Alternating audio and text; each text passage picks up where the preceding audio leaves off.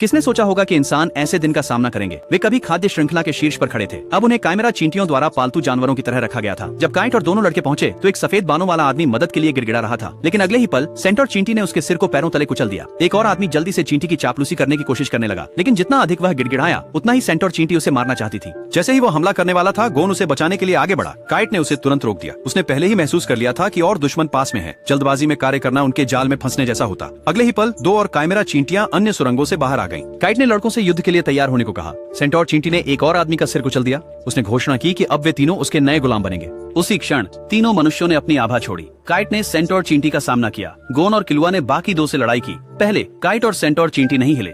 दोनों एक दूसरे की कमजोरी का इंतजार कर रहे थे। गोन और सेंटीपीड चींटी जल्द ही उग्र हाथापाई में भिड़ गए।